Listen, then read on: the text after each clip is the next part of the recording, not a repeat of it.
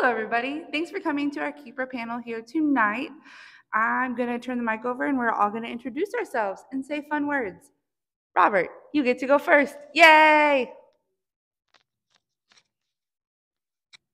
My name's Robert. I've been a keeper now for 18 years. I started volunteering at Sedgwick County Zoo and got hired there part-time, worked my way up to full-time, and came to Tanganyika in 2008, about a month before it opened to the public.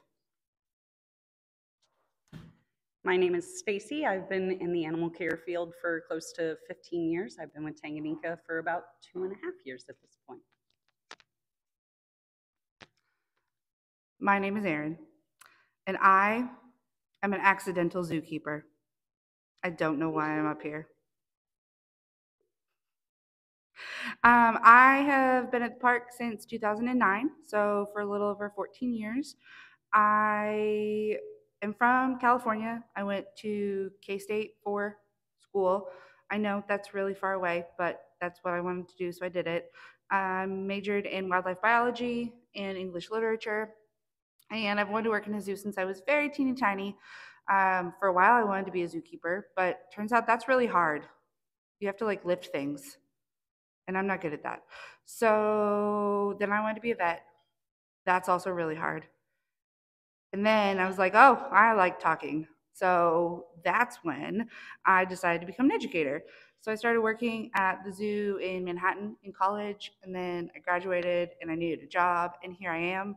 I started here about a year after the park opened to the public in the education department. Well, I was the education department because it didn't exist before I got here.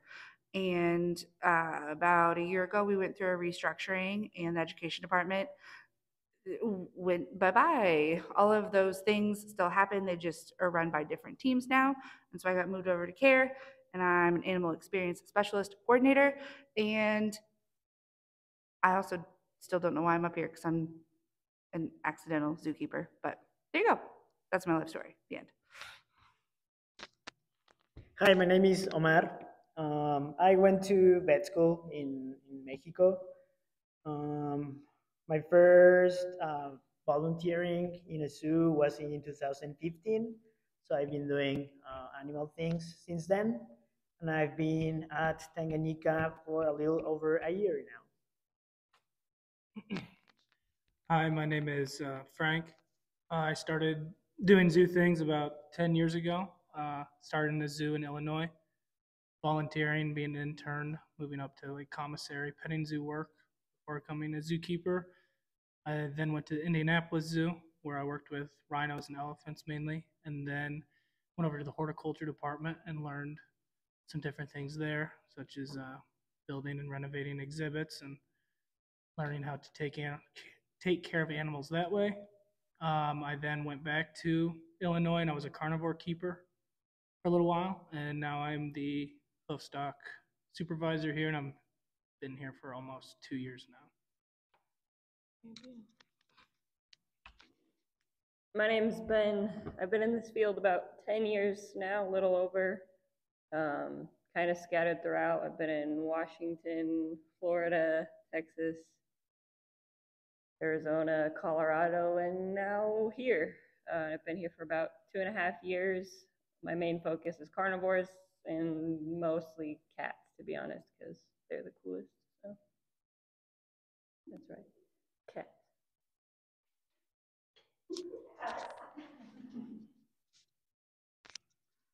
Now we will open it up to questions. Please have some. Don't make me talk at you the whole time. I will. You know I can fill the time. Hi. My Hi. question's for Robert. How did you start working here before the park opened?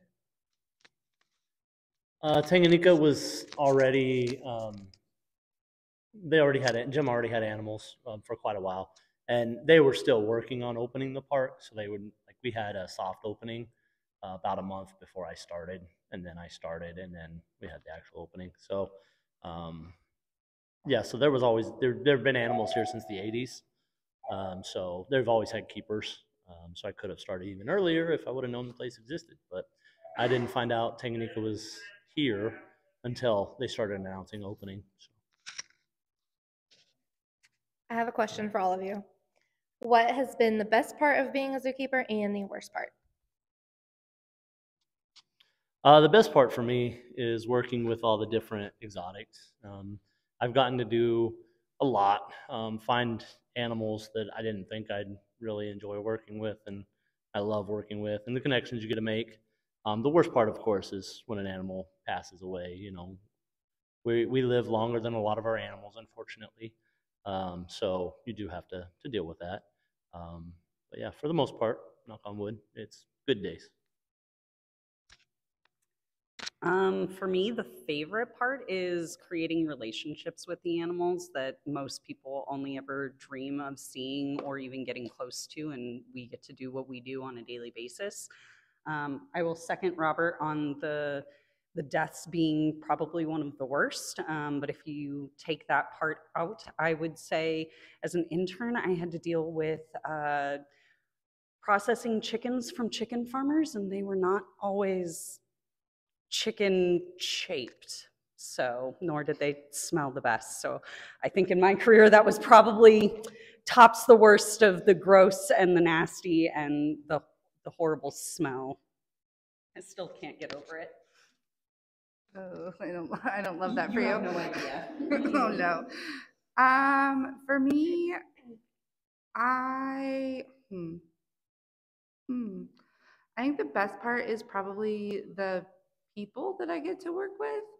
Um, when I was on the education team, it was a relatively small team. It was myself and one other full-time person and then some part-time staff.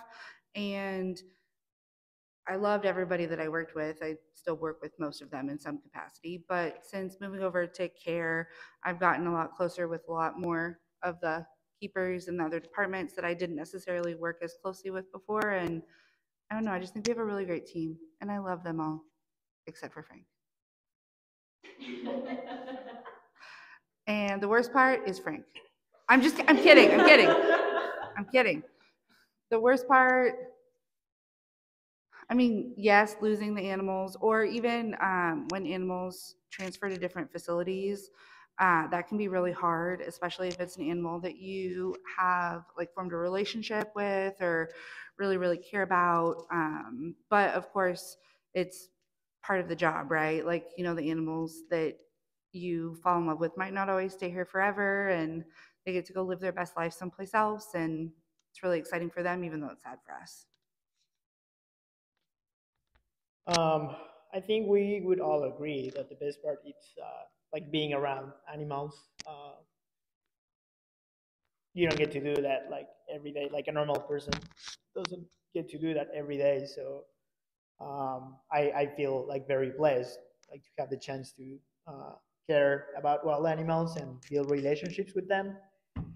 And for me, the worst part, I feel like it's been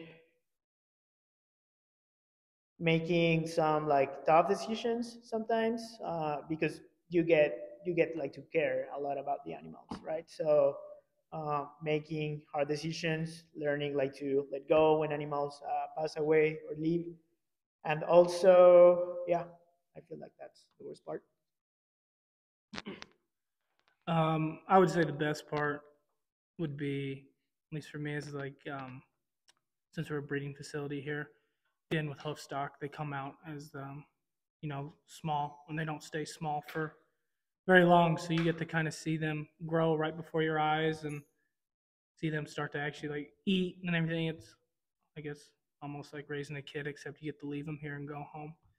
But Almost. I would say that the worst part, to piggyback off the death thing and the hard decisions, is making those calls for like euthanasia, or there's been times where we put hours and hours on during regular hours, after hours, giving all we can for an animal, and they still don't make it, where you can definitely feel like, could I have done more? But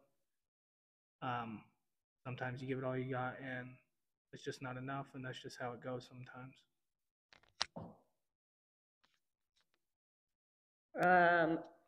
best part for me has changed, I think, as I've developed in this field. I think when I started, I'll be honest, it was about ego. I felt cool working big cats. I like to show off. I like to show off the animals still, but a little bit differently. So training was my favorite because that's a great way to be able to show off the animals and have not only a relationship with them, but communicate with the animals essentially without speaking the same language, which was really, still is really, really cool and fulfilling. But as I've grown into a supervisor role here, I think it's seeing now my team succeed is the most fulfilling for me now, and seeing them accomplish things that are at the beginning of and make you almost relive those memories and get excited all over again of, hey, I remember being that excited the first time I target trained an animal, or the first time something clicked and they understood, and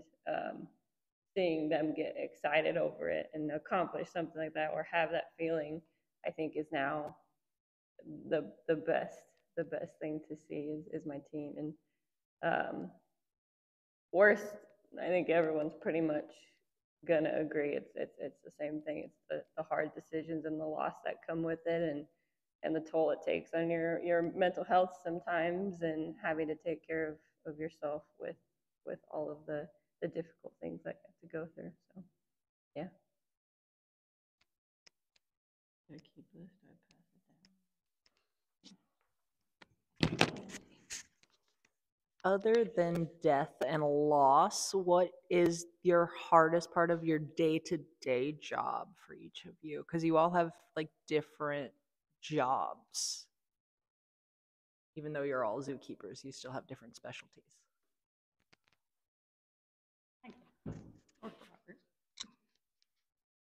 My biggest challenge every day is trying to convince myself I can't get everything done today. Like, I have in my phone a notes with projects that probably will take months to finish, and I'm like, I didn't get to check off that project today. It bothers me, and so I try to put too much in sometimes.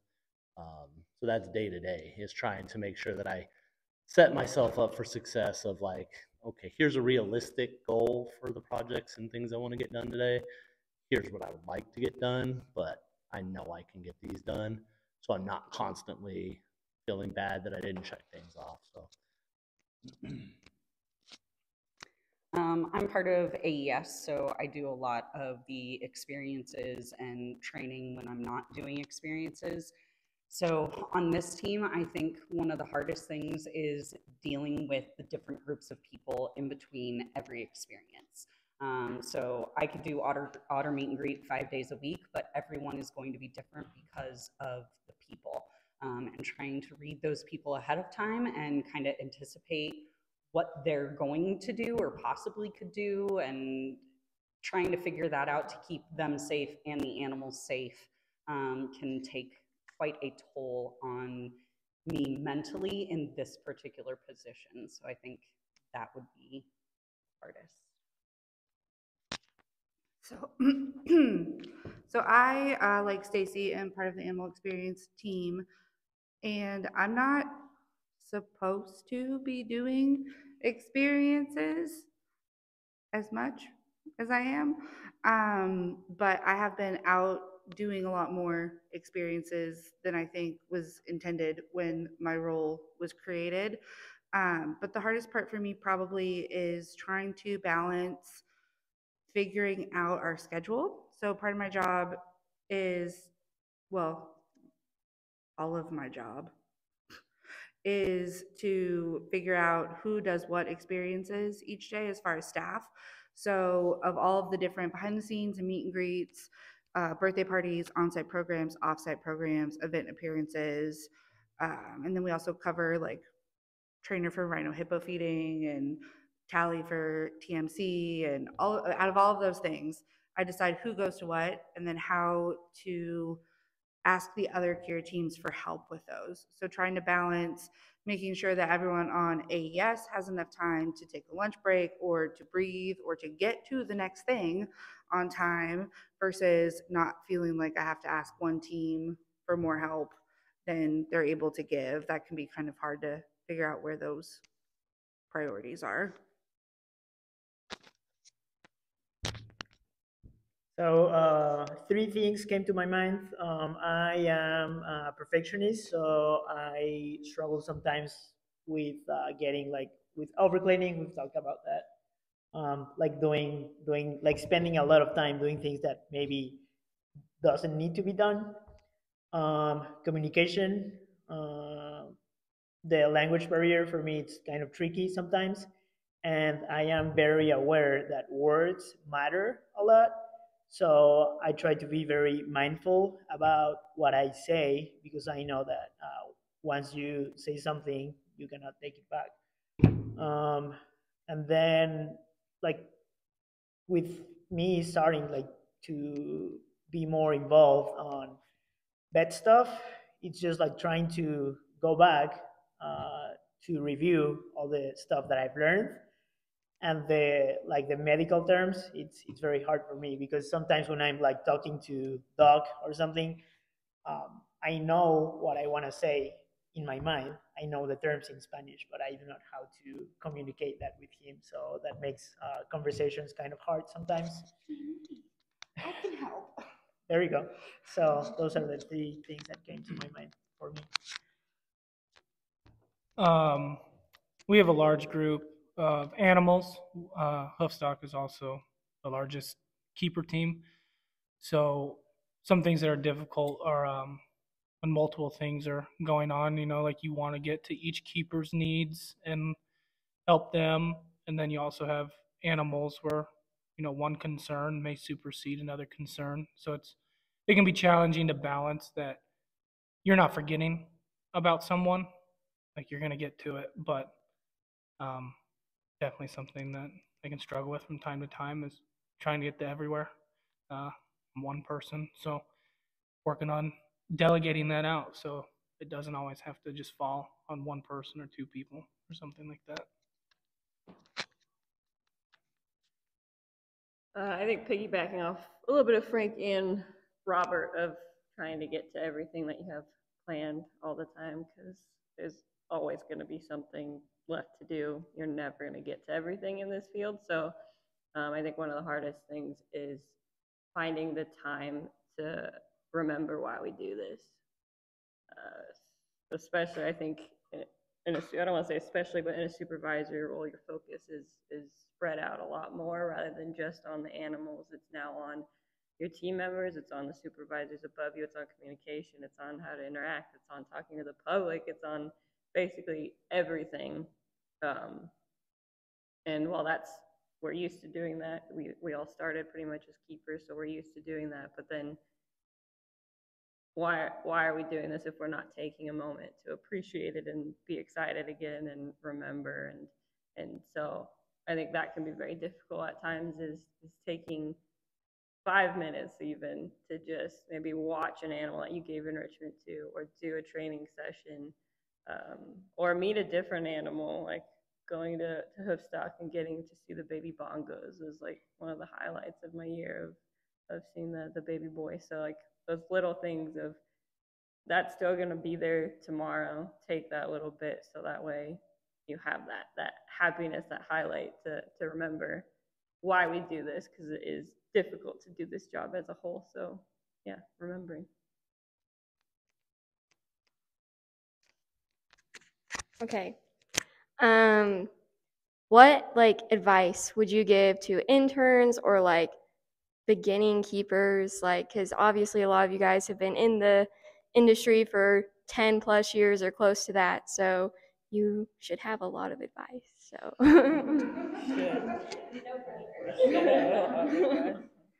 think Ben should go first since he's already got mine. Yeah.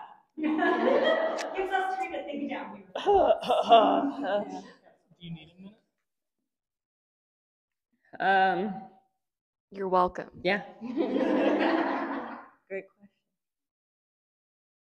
My advice is to, I don't want to say like never give up, but like if it is your dream, don't give up, in the sense of finding the right fit for you. Because, yeah, working with animals is great, but every single facility is going to be different. Every single facility is going to have different ideas of what they're doing. They're going to treat you differently. They're going to have different communication styles. So you want to find the place that fits you best, rather than just trying to fit in at a place because there's cool animals or whatever it may be. And I think that's a huge thing to think about, and be willing to make sacrifices, especially in the beginning.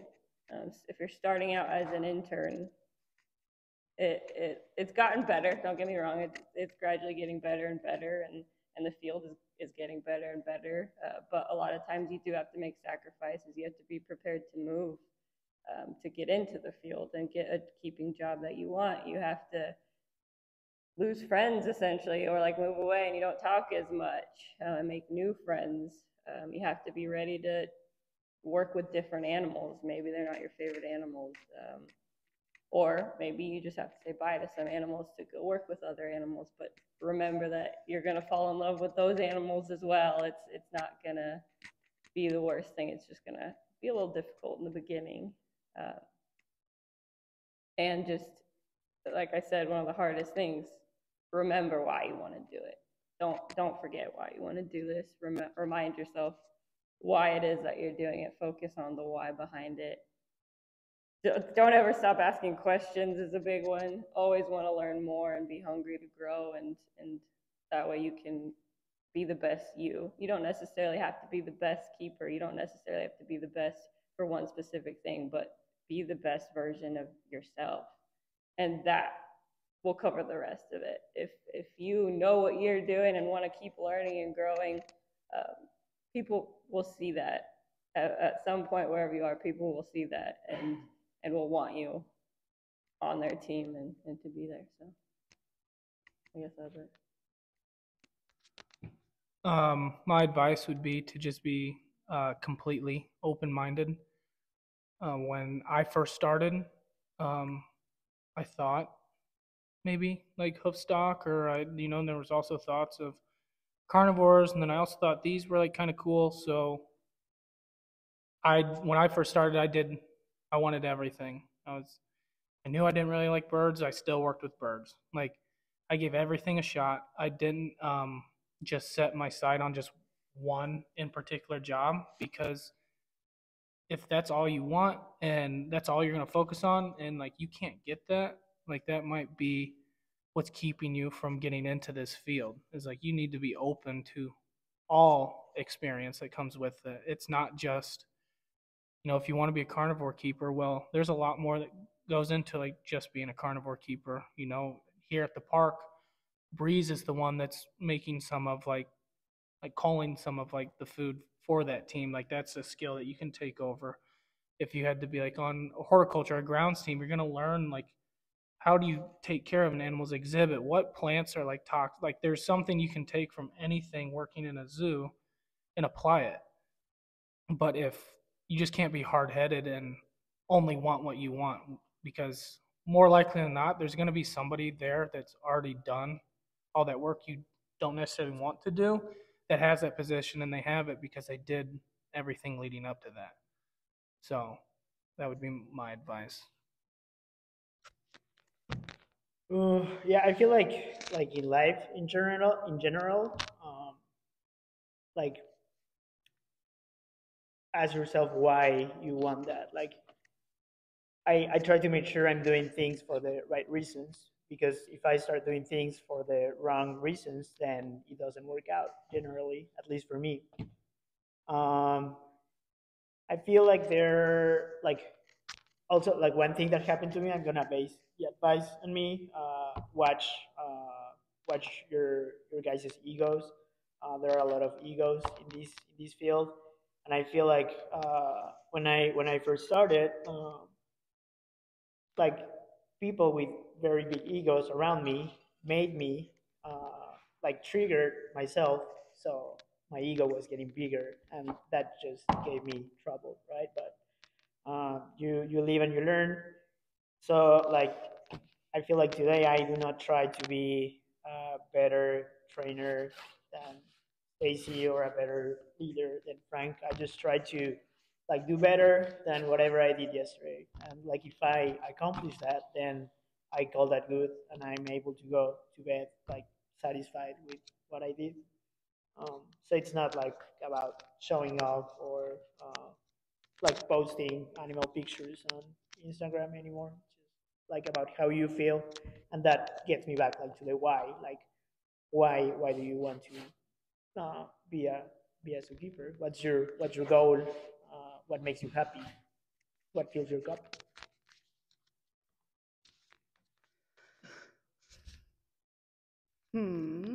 I would say to realize you're going to make mistakes. And this is good advice for no matter what you do in life, because no one is perfect, not even Robert. But you're at some point you're going to make a mistake, whether it's a little one or a big one. You're probably going to make both, lots of both, right? Like you're going to make all sorts of mistakes, and that sucks. Like I'm the kind of person that if I cannot do something perfectly and correctly, I don't want to do it, because I would rather not do it at all than feel like I didn't do a good job. But part of learning and growing and becoming the best version of yourself is to understand that you're going to make mistakes, and you can take each one of those as a learning opportunity and say, you know, what can I do better? What can I do differently to help improve yourself? So I think that's really important. I also think it's really important to be yourself. There are a lot of different personalities in this field or any field you go into, right? And depending on your person, like sometimes I can be kind of a lot, guys. We all know this, right? Why do I always get that reaction? It's fine. It's fine. But I think that sometimes you can get wrapped up, especially if you're just starting out at a facility, you can get wrapped up in trying to be someone that everyone likes instead of just being who you are, right? Like I learned a long time ago that not everybody's going to like me because my personality is kind of a lot, and that's okay, right? Because I can still get along with and work with people if I don't like them as a human being. I think that's a really important skill to learn in life in general, is you don't have to be everybody's friend, but you do have to be able to be respectful and work with people that are different from you. And I give a lot of people the opportunity to learn that for themselves by just being myself and not really caring what other people think. Because what's important to me is that I do the best work that I can do, that I keep learning, and that I am able to work with all sorts of different kinds of people. Okay, I've got quite a lot. Some of it's life, some of it's zookeeper. Remember, this field is very tiny. Don't burn bridges early on. Everybody knows somebody in this field, 100%. So end things amicably, leave on good terms. Buy good shoes, spend the money on them. Get good rain gear. You want to stay dry. Be nice to your body. Learn how to lift things now correctly, because this job is hard. And if you want to be in it long term, your body will give out if you aren't nice to it. So treat it nicely. Take the days off. Go on the vacation. I know we have no money, but spend the money to go on vacation. Go on the trips. Do the once in a lifetime things. Go to places and facilities that you didn't think that you'd want to go to. Getting out of your comfort zone is the best way to grow. I feel like there's more that I want to tell you guys. I think that's everything. I agree with what everybody has said up here, so take a lot of that to heart, because just being kind to people, doing better than you did the day before is going to get you far. Ditto. Get the shoes, all right? Definitely Get the shoes. I agree with everybody talking about keeping your horizons open. Like, don't think I only want to work with this species. because when you work with a species you didn't think you want to work with, you might find out you want to work them, and vice versa. When I was at Sedgwick, I moved from part-time to full-time because I wanted to work with the rhinos. That's all the reason I wanted to go to the veld. I didn't care about the elephants. The first time an elephant wrapped her trunk around me and rumbled, I was done. I wanted to work with elephants for the rest of my life. I still love rhinos. Like, that's where I want to be now, is rhinos. But I never thought I'd want to work with elephants. I didn't have that. Because to me, back then, 20 years ago, elephant keepers were egomaniacs because of the training. I can train this 10,000-pound animal to sit up on her hind end and hold there. I am amazing. And I'm not, that bothers me, the ego part of it. Luckily, the keepers I worked with weren't that egotistical. But my big one, and this one sounds harsh, but I don't know how else to say it, is you're not a victim. Understand that you have control in every situation, and make sure that you keep control. Like Ben said, you may have to bounce around and find that place that works for you, but you have that control. Don't let yourself be put into a position where your mental health, your body, any of that is so compromised that you're not going to be in it long term, or you're just going to burn out, right? Like, figure out, if you have to, like, let's say, because like Stacey said, we don't make a ton of money. That's my next point. But figure out, okay, I don't have the money to move now. I just moved cross country, let's say. But what can I do in my position now to find my happiness? And that's what I'm going to do. I've been here for 15 years, and there's been times when I'm like, I can't stand this place anymore. I'm leaving. But then I decided, well, what if I can go work with that kookaburra a little more? Okay, I'm going to go focus on Groucho. We're going to work on free flying. All right. Now the other thing isn't quite as bad as it was. I figured out a way to maneuver it, whatever I need to do. I figured out who I need to talk to and how I need to talk to them. But if I would have just said, they're picking on me, I don't like them, I'll never get, a good relationship, I'm out, I would have missed out on so many things. So with that, and then my last bit is get married to somebody who makes money.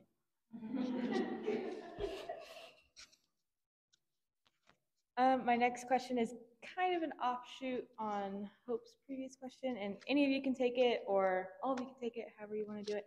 But say somebody came up to you and was like, how do I get where you are?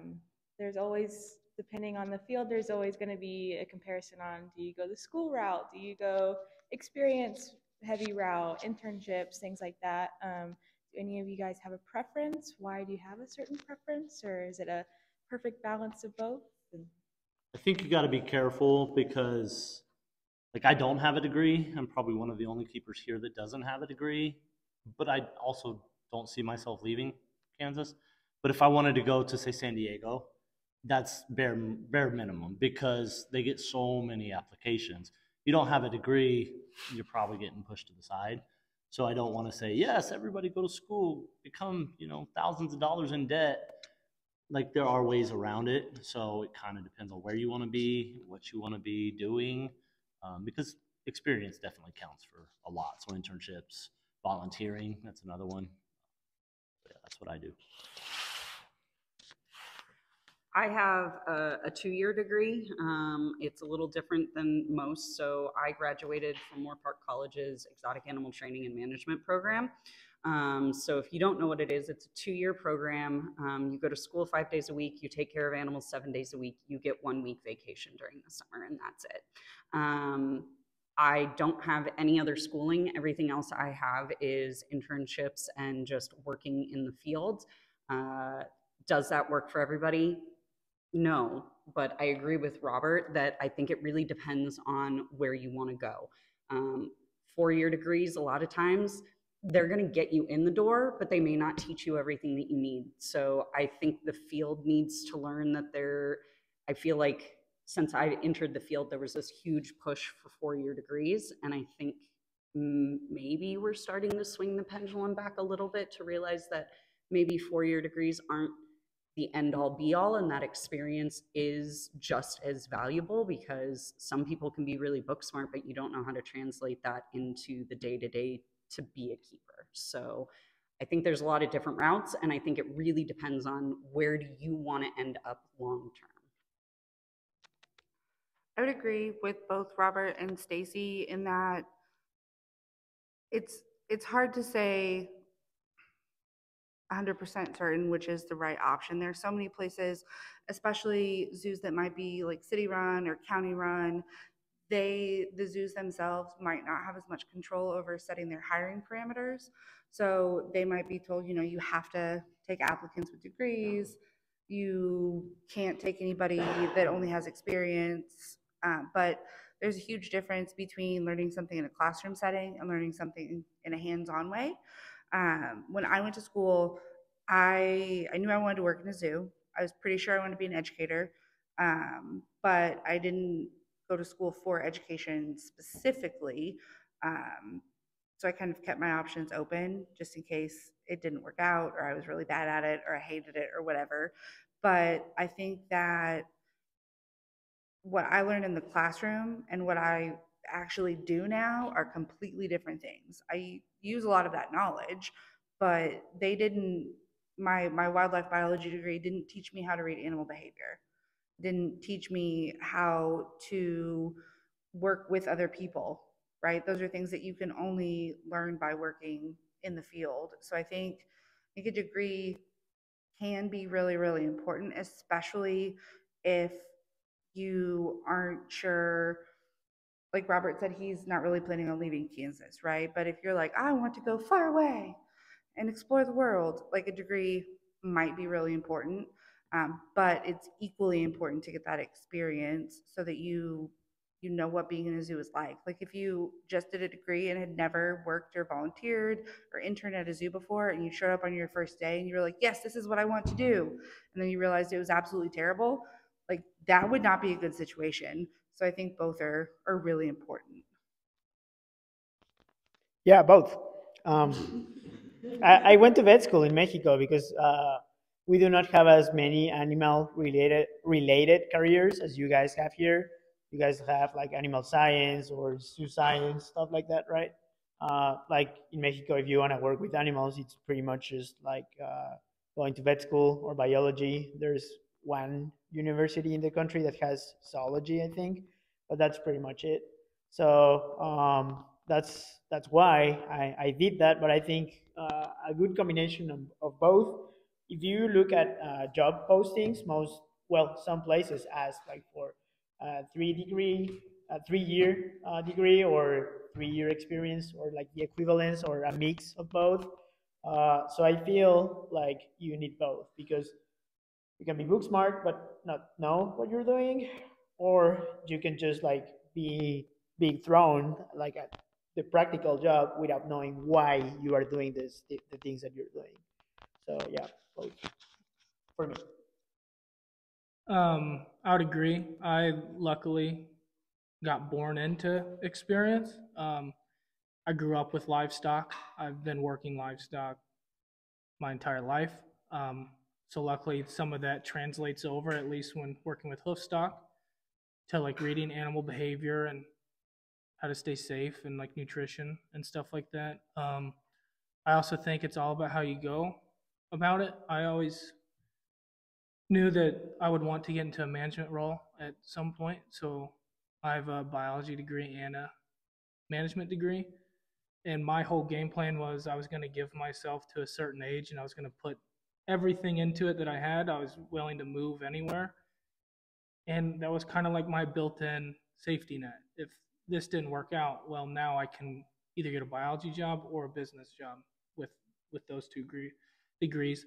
Luckily, it worked out for me, but I just didn't want to be, up Schitt's Creek without a paddle. So kind of set myself up for not a dream situation, but if it didn't work out after I gave it everything I had something I could fall back on. So I think it depends on what your end goal and when your end goal is. Yeah. same. I think both can come in handy depending on what you want. So if you can afford a degree and are able to, I'm never going to say not to. I personally couldn't afford it, so I only had my associates and then went to a specific school that was to learn exotic cats, basically. That was a 1-year program of working with the cats as well as doing schoolwork as well. And it was very hard, but it got me to where I wanted to be, which is sweet. But not to be like a downer, I'm old for this field. You know, like a lot of us in this field are old in a sense of your bodies give out. You can only do so much. It's a lot, mentally, emotionally, physically. So it's never going to hurt to think, what am I going to do after this? Because I think on a recent poll, it said like 27 was the old age for zookeeping. I'm like, I am 33, and that's not looking great then. So I think a lot of people get into it thinking, well, I'll start as a keeper, and then I'm going to move to a supervisor role, and then I'm going to be like a head honcho and like run the place. There's not that many that's going to happen. Like the chances of that happening aren't. So like something to think about. Obviously, when you're new into it, it's still exciting, you have time, but something to always kind of have in the back of your hand is what's going to be my next step, whether it be going into more of like a registrar role, but still being around the animals, or something that's just a little less body intensive. Some people go then to work with at a rescue, even with, so you're still around animals, but it's different, or a lab. So there are other options, but it definitely, there's a lot of things to consider when you're in this field of how long can your body last, how long can you handle it, how much can you afford, all that jazz. But for me personally, hiring, I'm going to go with experience or just altogether your attitude, whether you have common sense, whether you get along well with people, you treat people with respect, and you're going to make good decisions essentially and be smart about things. So for this field, particularly for me, I would say I'm going to look at experience, but if you're looking at your whole life, consider all your options, basically. I'm going to piggyback off one thing Ben said. The other thing too about kind of aging out of the physical aspects of being a zookeeper is to keep in mind that not everyone is going to be suited for like a supervisor or a manager role. You can be a really awesome zookeeper, you can be a really awesome anything, but that doesn't necessarily translate into the ability to lead a team of people.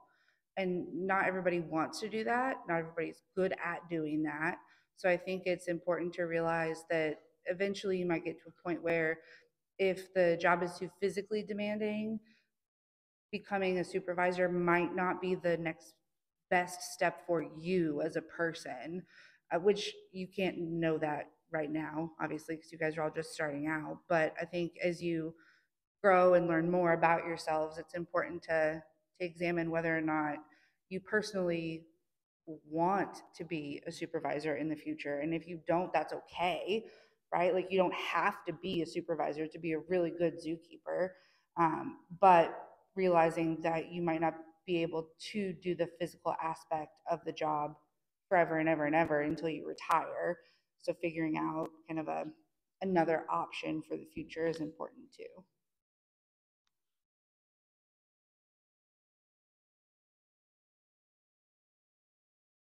What's next?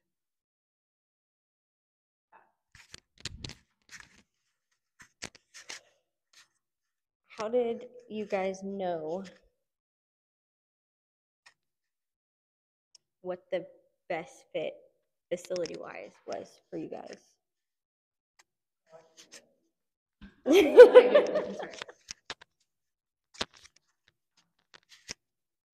Being accepted, huge part of it.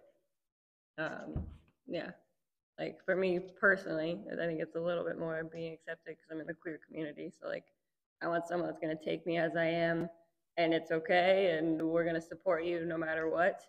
And then looking for a place that you're going to grow, that your needs are going to be fulfilled.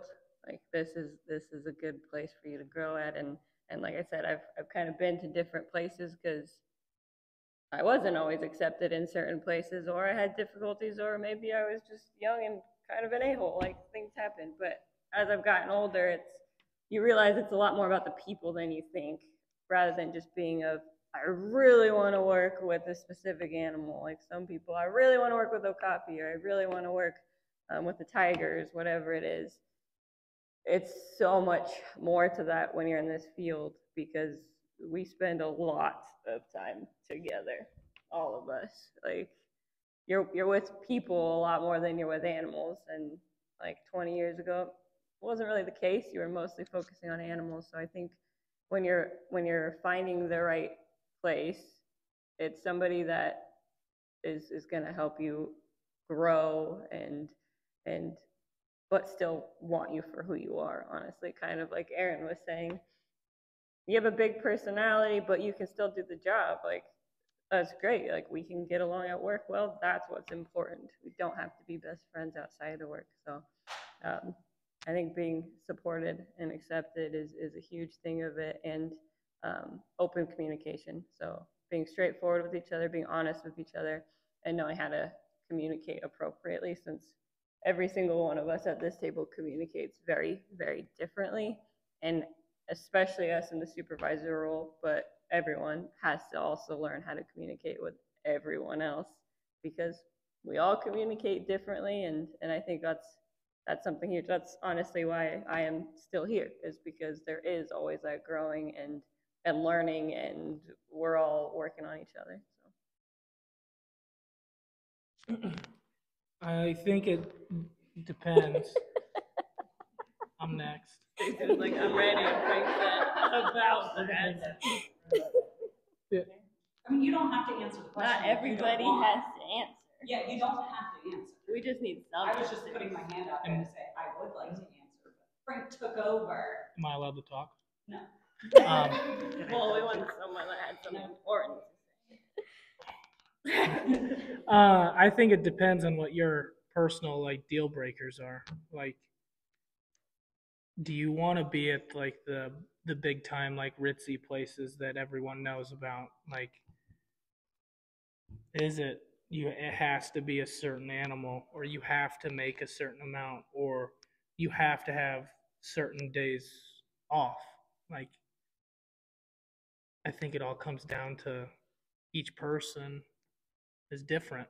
And unfortunately, I think sometimes you don't know until you're there, which I think is with any job. I've been at facilities and places that I thought at the beginning were amazing, and then you just kind of see things, and you have to decide whether or not is this something I'm willing to put up with, or is this something that like I start to get to the point where like I don't want to be here anymore. And you just have to take control of that before it does start to like affect you. Because as we've mentioned, like you don't want it to affect your mental health, your physical health. You definitely don't want to get to the point where you're burning bridges with people because you are just so unhappy. So you just have to decide, like what hills are worth dying on, and when is it time to maybe it's best to move on. Core values, mission, see if they like fit with what you believe and what you want.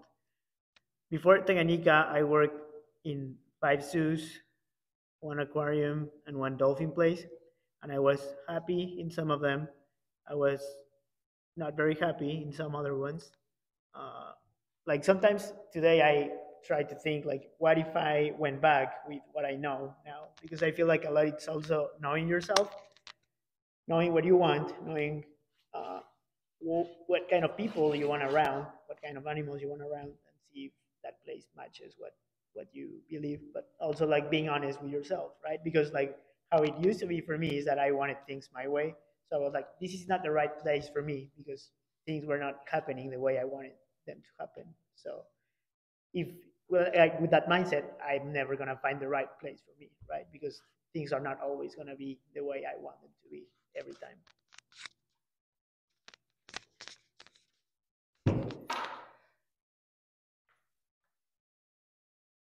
So I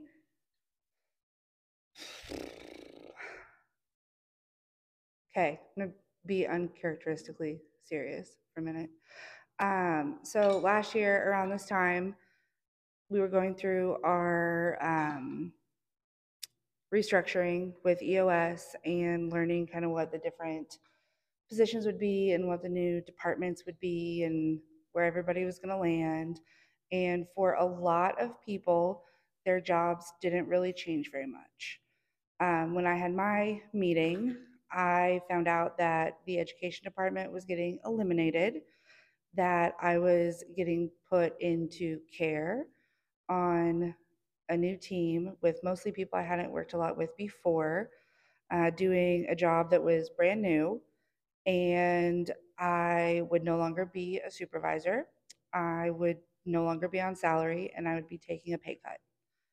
And my option was to take that job because leadership believed that it was the right seat for me and that's what I should do, or I would no longer work here. And if I didn't strongly believe that this was the right fit for me, I wouldn't be here. Any of us that work here could go to another facility and make more money. We could switch industries and do a different job with our same skill sets and make more money.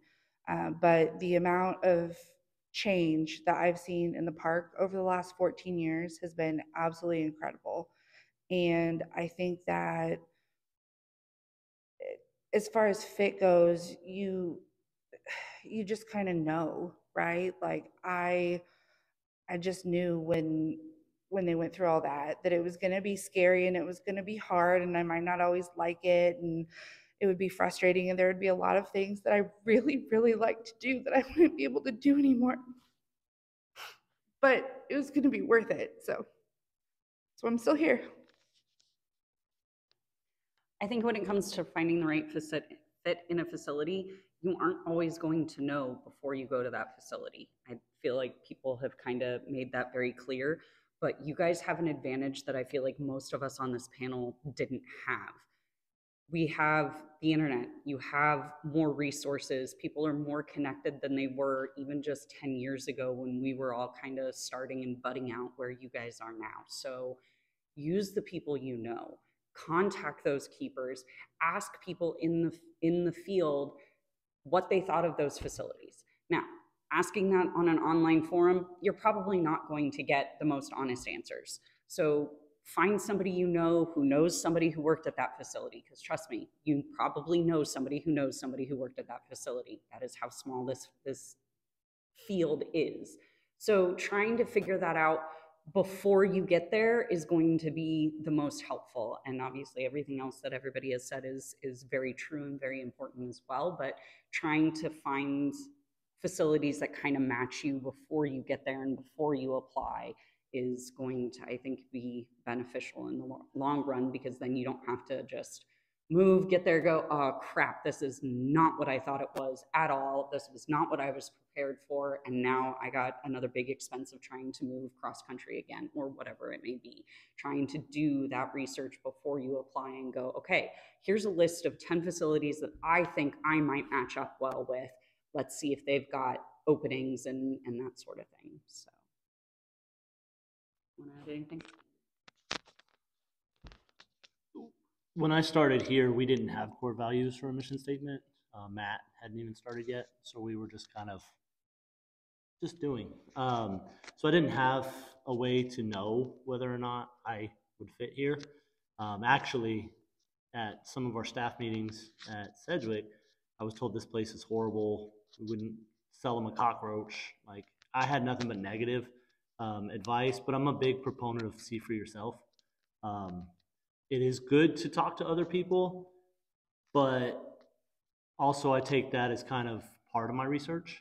I want to go visit the facility. I want to see it, because what I am happy putting up with is different than what you are. There's a lot of things I know from the last 15 years, because we've had such turnover, that I'm like, yeah, that sucks, but I can figure out how to make my way through it. And other people are like, I just can't do that, and they just drop it and go. that's totally fine too if that's you. But again, it can be a small place. Your resume will look a little funny to some people if you have 15 zoo jobs in the last 15 years. You're gonna have trouble finding. You're gonna have to explain yourself more. So, but what I really wanted to talk about was what Omar was saying: is know yourself, and know kind of what you want out of the position. Like the reason I've stayed at Tanganyika for 15 years, and I could have just dropped it and left after 2-3 years, was that they gave me freedom here. So like Aaron said, with the EOS transition and all that stuff, I was the hoofstock captain for a while. I was assistant curator for a while. The assistant curator job wasn't well defined, and so I was trying to be assistant curator and hoofstock captain, and I didn't feel like I was doing well with either because I was trying to do both. So I stepped down from assistant curator and said, okay, I'm going to focus. I'll be the best hoofstock captain I can be. When we started having conversations about EOS and how things were going to look, and I'm like, this is not going to be for me. The leadership stuff is not what I want to do. I don't want to be the boss. But the freedom of being able to give my opinion, even though I'm not the boss, like I love that about this place, and that's what I like about being at a small place. At Sedgwick, I could give my opinion on our team, but that didn't affect the rest of the zoo because the teams didn't talk as much because it's a huge zoo. Here, I could always just like, hey, Ben, got a question, and here's some advice from when I worked with those cats or whatever. I feel like our dynamic is easy enough to do that. I don't have to like make an appointment to go find Matt and then be like, hello, sir, may I please have a meeting with you? I can just be like, hey, Matt, quick question. So that's how I knew this place was more the right fit for me, because I knew that's what I wanted. I wanted that to be able to just be like, hey, I have a question. Why do we do this? And then not be like chastised for asking a simple question, that's a big one. Know yourself, learn as much as you can about yourself so that you know what kind of an environment you want to work in. Like with the white rhinos, I want to just be out in the safari barn and just work with rhinos, and I'll do tours all day long out there. That's what I prefer. It's probably not going to end up happening full time, of course, but for now, that's what it is. So for now, it's perfect for me.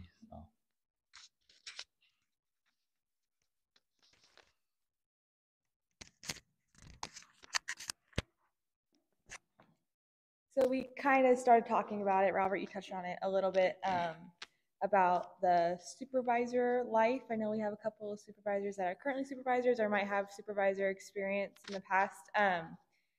It's going to be kind of open-ended, but would you mind going over maybe some highs, some lows? How do you know if that's like a good fit for you? If you want to maybe are thinking about maybe you want to be in a leadership position, but you don't know if that's a good fit or if you would be a good leader, or so I didn't know if you guys would mind going a little bit deeper in that life. For me, for sure, the reason I decided leadership isn't where I want to be is because I know my brain doesn't work exactly like a lot of other people's, and I have a lot of trouble with motivating a group or finding what's important to a group. If you ask Ben, like he keeps his team so high and morale is up. I don't know how to do that. Is it a skill I could learn? Maybe, but it's not that exciting to me. So I didn't put the work into it. But definitely being able to step out of the animal part and focus on your team.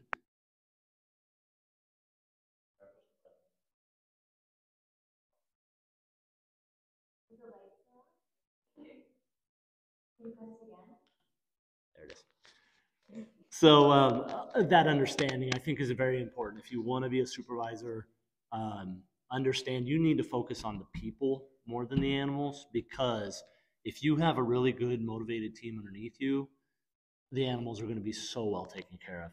If you have a fractured team and this faction wants to do this and this faction wants to do this and this person wants to do this, you're not moving together to go in the direction of where the zoo is going.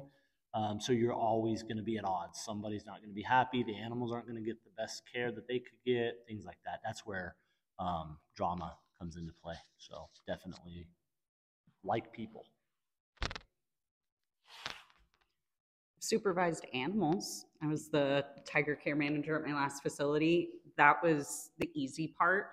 Having Ben as my former supervisor on the Carn team, I think Robert stated it well that Ben does really well at keeping morale up. And I think he does that by finding what motivates each individual person and making sure that they can do some of that.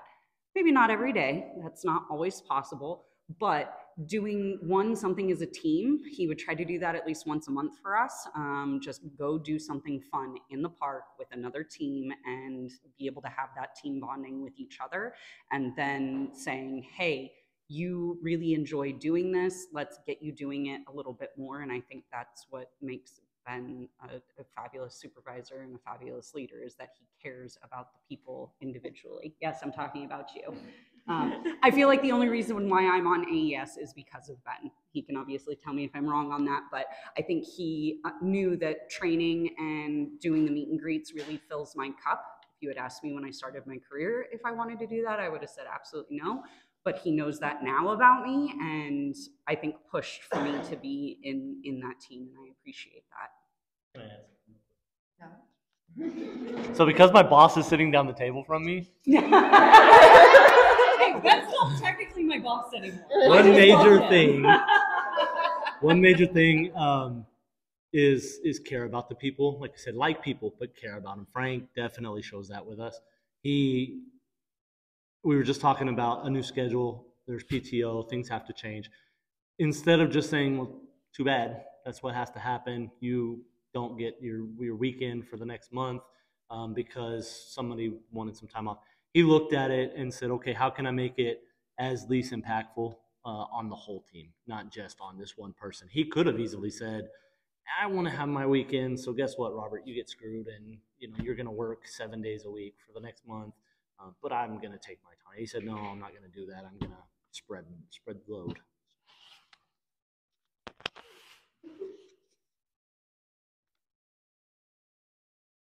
No. That's what you said? We are being recorded. I said it, so. I think one thing that is very difficult is that in most situations, not just here at the park, but in general, if you are the general if you are good at your job, people will automatically assume that that means you should be a supervisor, right? If they're like, you are the best hoofstock keeper, you're the best educator, you're the best intern, that means that you should be a lead, you should be supervising. And that's not necessarily the case, right? Like you can be a fabulous keeper and not have the people skills to manage other people. But a lot of people don't know that about themselves. So I think that's part of it. The other thing that I think can be difficult is that when you become a supervisor, you're not always taught how to supervise. So, like in my case, with the education department, for a very, very long time, probably 8 or 9 years, it was a department of one person. It was me. And then when we were able to hire another educator, it was all of a sudden I was their supervisor, but there was absolutely no description of like what the expectations looked like, how to be a supervisor, none of that. And that's not a dig on the park or on Matt at all, because he didn't really get that, right? Like he just said, I'm now the assistant director, here I go. So I think that now, like with EOS and the supervisor meetings that they're doing on the leadership level, there's a lot more focus on helping those in supervisor roles learn how to supervise, right? How to lead people, how to hold them accountable, how to motivate them. And that's not something that I really got because I was kind of an accidental supervisor. So I think that it's hard to know if that's going to be right for you. But I also think that you can lead from anywhere. It doesn't matter what your position is. It doesn't matter if you have the title of supervisor or the title of manager or whatever. Like Robert, for example, because he's been here for 1 million years, people will go to him. He's very old. People will go to him and ask him questions because he has that institutional memory. Like even sometimes I ask him questions because I can't remember something or whatever from the past. Also make a lot. I'm not going to ask Robert any more questions. Perfect. But I think that you don't have to be in a position of authority to be a leader. So I think that as corny as it sounds, things like leadership books or stuff like that can help you and give you ideas and things that maybe you try even in your position. If you're like, oh, people listen to me, like they call me the adult when Sam's not here, but I'm not a supervisor. I have no power, right? They just let me tell them to do things. Makes our job easier. Then we don't have to think as much. Yeah. Make her make the decisions. I'm gonna be real fast because I was only a lead for a short period of time. I left to come here. So know yourself, ask yourself why do you want to be a lead? Like, do you want to be listened? Do you want to tell people what to do? Then it may not be the best idea, right? And like for me, the main thing was like to understand that everything that I did was gonna affect my team, my body language, the way I reacted to situations, words, eye contact, everything affects. So just know yourself, be very mindful about it, and that's everything. Omar said earlier about like getting rid of like your ego. I think as a supervisor, you not only need to get rid of your ego, it's you got to get rid of it and maybe light it on fire and like where it's just gone. Because I mean, just because you're in that role doesn't make you better than anyone else. The most knowledgeable person on my team is sitting at the end of the table. that end of the table. The best. I'm not the best trainer on the team. I'm not the most efficient. I can think of each keeper on my team of something that they're the best at, and it's just our job to amplify those and let them lead in those ways. I think a hard part about being a supervisor is that sometimes you're not thought of as a human, but we are. What? Oh. But we are people, and we're going to make mistakes. And unfortunately, when you're in that role and you make a mistake, it's amplified. You're under a magnifying glass. You're supposed to have all the answers. You're coming in with this experience or title or whatever, and you have to be able to take that. Your criticism is going to be a lot more harsh in a sense of like when things go wrong, because that's one of the things you got to be okay with when taking those roles is that it sometimes is going to come back on you.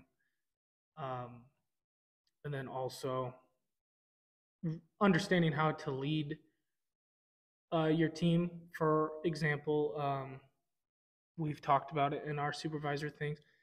Ben and I, even in our meetings, communicate very differently. Ben is very always upbeat and love being around, and I'm sure there's days where it looks like I don't want anyone around me, and I can be very blunt. But just because that's how I want to communicate doesn't mean that that's how my team needs to be communicated to. It's all about learning and growing and learning how every person on your team needs to be communicated, and how can you help them lead to the point where I think it's every supervisor's dream where you don't want to have to like micromanage in the sense you want to be able to set up everybody in your team where they're only coming to you for like advice. Like you're setting them up, they're setting each other up to where you're just there to guide them, not to tell them. What's the actual question here?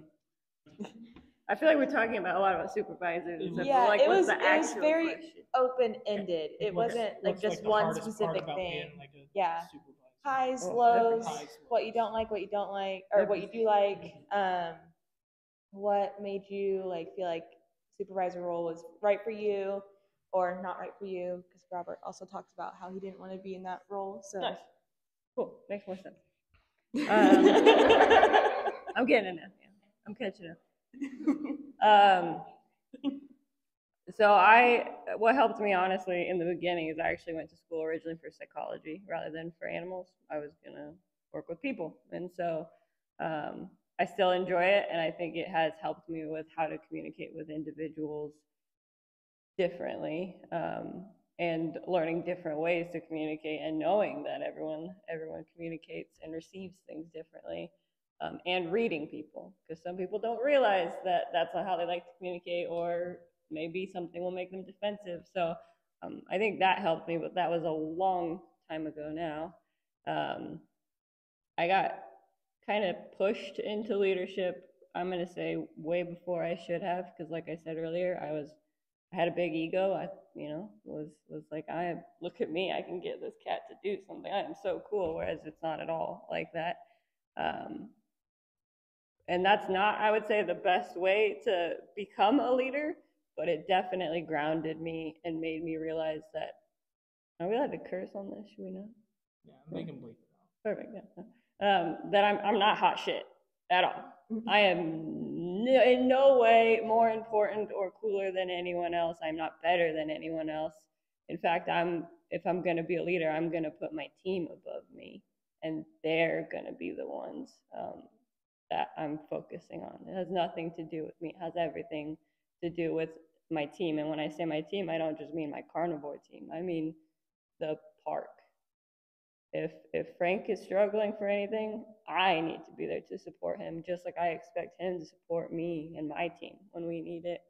And we're all there for each other. And I think that is a huge thing as a leader, is being able to accept help is a huge thing. Knowing that you're going to be wrong sometimes, and that's okay. Knowing that you have to let your team fail and be okay with that, and let them learn from it, as long as it's safe and within reason. But you have to fail to learn sometimes, and that's just the way it is. And that also includes leadership of, we have to make mistakes, and we have to let our teams see that we make mistakes. We're not, in no means perfect. We don't have all the answers. I do go to Robert when I have questions, because I know he's worked with the animals that I work with now before me, and can help me out. If I'm having difficulty with a certain staff member and I can't get through to them, or I don't know how to word something, I will go to other supervisors or people that can help me and say, hey, I need help with this, I'm struggling. Or like if we're going just through a hard time with animal losses, and I'm like, I am done. I don't know what else to do. Like I'm done. Having that support is a huge thing. So you can't be a leader alone. Yes, we're supervisors or leaders or whatever you want to call us, but we are in no sense alone when we do it. And that's what makes it huge, is as long as you have a support system, you can be a great leader, but know that it's going to be all about people. It's not about the animals so much anymore, it's about the people. Because if I can get my people happy and doing what they love and doing a great job and set up for success and learning and researching and doing all these things, they're going to do a great job, and I know that. And I don't have to worry about it as much. Well, I wasn't here. So there's just a lot that goes into it, and you have to be able to give yourself some grace, but also give the people around you some grace with it, and know that mistakes are going to be made. So we're kind of like parents. I'm the dad. There's 5 of us. You're the mom. You want to talk? And you are not. Yeah, you were supposed to sign up. Hi. I didn't sign up because I forgot. Yes, hi, I'm Cadence. I'm the Breeze supervisor. That's birds, brews, education animals, and children's zoo. And I just wanted to say that, like a couple people touched on, especially Aaron, there are two types of growth like this and growth like this. And I'm not saying anybody's getting fat. So not everybody knows my journey to being a supervisor. So you've got the oldest supervisor and the one who probably doesn't like emotions the most. I'm the youngest and am full of emotions and annoying. And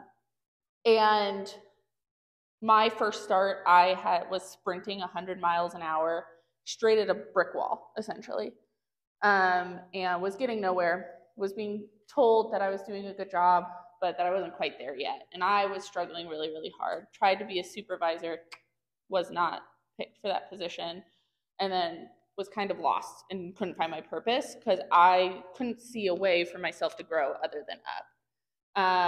I sat down with Lindley, our Lord and Savior, and she chatted with, what? Oh, no, he's our Avenger.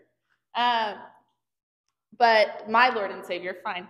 And she explained that I was going to have the hard discussions figuring out how to grow like this.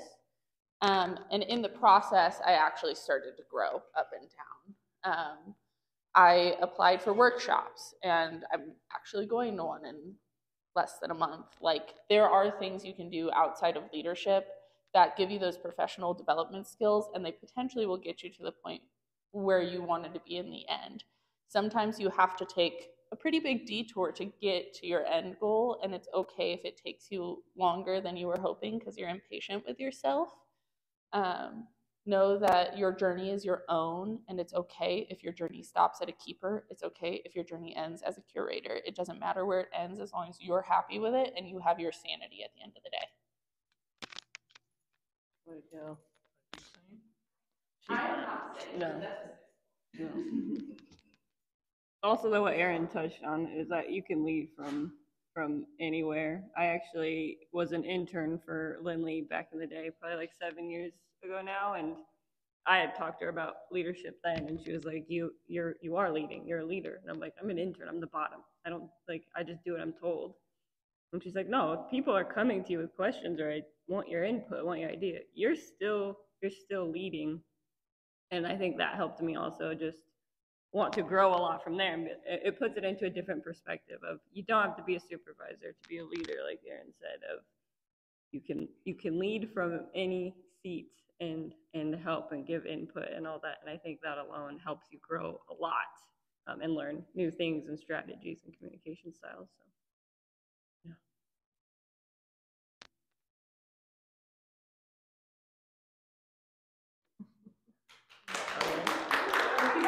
Way to go, Frank.